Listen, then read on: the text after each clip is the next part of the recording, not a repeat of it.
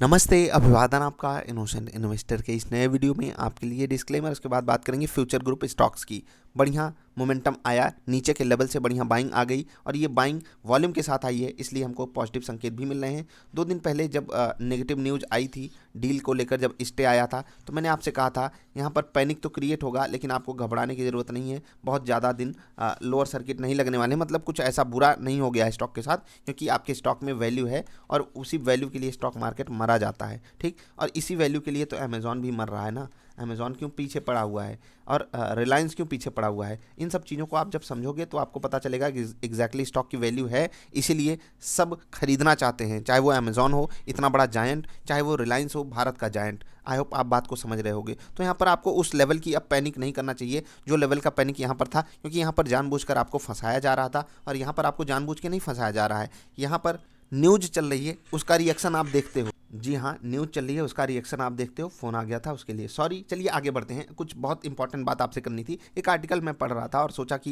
ये आपको बहुत ज़रूरी एक्सप्लेन करना, और मैंने आपसे कहा ये आपके स्टॉक में वैल्यू है, इसलिए सबको चाहिए आपका ही, इस आपकी कंपनी, इसलिए सबको चाहिए। अभी कोर्ट में जो हियरिंग चली, मैं एक बार के लिए उसको सम अप करना चाहूँगा बहुत छोटी भाषा में, कि अमेज़ॉन कह रहा है कि भाई साहब, हम जो इन्वेस्टमेंट किए हैं, हमको आप हमारे साथ डील कर लीजिए, क्योंकि हम नहीं चाहते कि आप बर्बाद हो जाओ, हम पैसा लगाने को तैयार हैं। लेकिन फ्यूचर ग्रुप को उन पे ट्रस्ट नहीं है, कुछ अलग सिनारियो बन चुका है। होता है ना कि केसेस आप सुने होंगे, यहाँ पर मैं लड़का लड़की नहीं कहना चाहता, लेकिन फिर भी होता है ना कि किसी एक के पीछे 2 लोग पागल हैं, दीवाने बने पड़े हैं।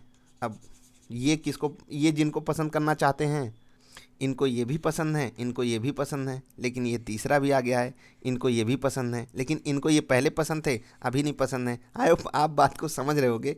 मामला सीरियस है, लेकिन आपको समझ में आ जाए, मैं समझाना चाहता हूँ कि जब इसमें कुछ खूबी होगी, तभी तो एक अनार में 2 बीमार पड़े हैं। तो उस खूबी को आप जब जिस दिन समझ जाओगे, उस दिन आप पैनिक करना छोड़ दोगे। मैंने आपको सेल करने से रोका था, पैनिक सेलिंग करने से रोका था।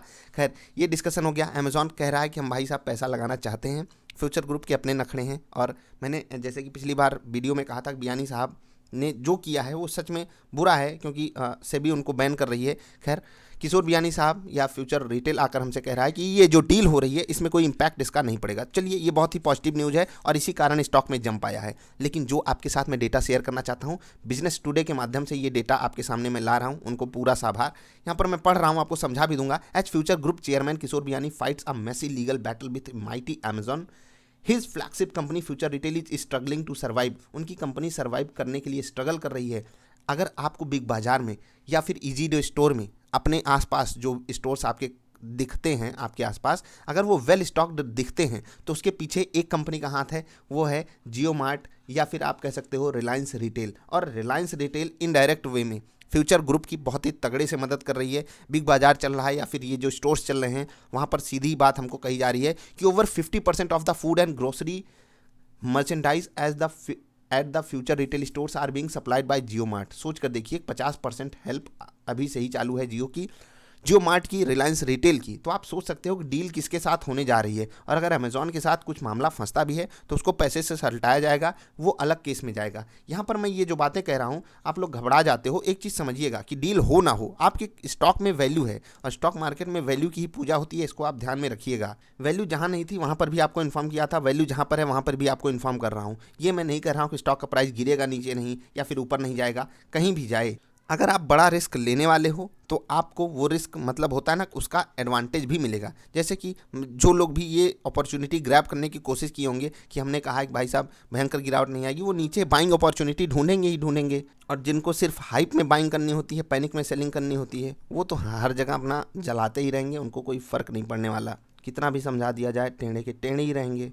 अब एक चीज़ समझिएगा, कोविड-19 की सिचुएशन से डील हो जाने, मतलब कोविड-19 वाली सिचुएशन को डील करने के बाद, डील का मतलब एकदम वर्स्ट सिचुएशन झेलने के बाद, बिग बाजार अगर खड़ा है, जियो मार्ट उसके पीछे है। जियो मार्ट पीछे क्यों है? क्योंकि उनको अपॉर्चुनिटी दिखती है फ्यूचर रिटेल के बिजनेस में।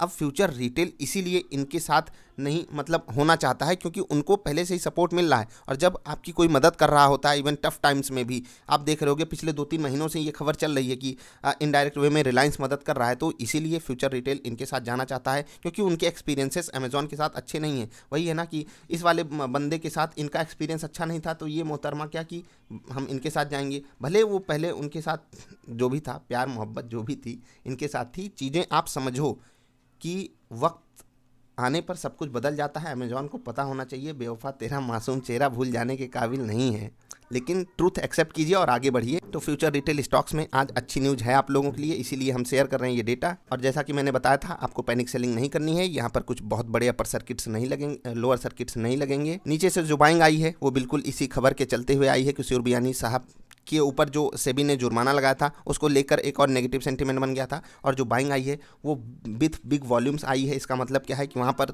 एक बड़ा सपोर्ट हमारे लिए बनकर आ रहा है। मैं किसी भी फ्रेश बायर्स को यहाँ पर घुसने के लिए नहीं बोल रहा हूँ, लेकिन जिनके पास बड़े रिस्क लेने की क्षमता है और वो पोजीशन में अभी बने हुए हैं, उनको बरकरार रहना चाहिए। अगर आप न्यूज़ वगैरह मतलब न्यूज़ इवेंट पे अपने स्टॉक को ऊपर नीचे जाते हुए देखने से कोई तकलीफ नहीं पाते हो, तो आपको बने रहना चाहिए, क्योंकि आपको हो सकता है आने वाले समय में और भी कुछ बड़ी news, big news, good news मिल सकती हैं। बस इशू एक है कि डील जितने दिन ज़्यादा टलेगी उतना ज़्यादा प्रेशर आ जाएगा किसका, इंटरेस्ट का, और इस कारण आपके स्टॉक की वैल्यू धीरे धीरे कम होती जा रही है। मतलब टाइम वैल्यू आप लूज़ कर रहे हो, तो इसको थोड़ा सा आपको ध्यान रखना है बस। बाकी अभी के लिए इतना ही। अन्य एक्सप्लेनेशन जो होगा हम किसी और वीडियो में आपको एक्सप्लेन करेंगे। मिलेंगे फिर से। अगर वीडियो पसंद आए तो लाइक कर देना, चैनल पसंद आए तो सब्सक्राइब कर लेना। Bye bye.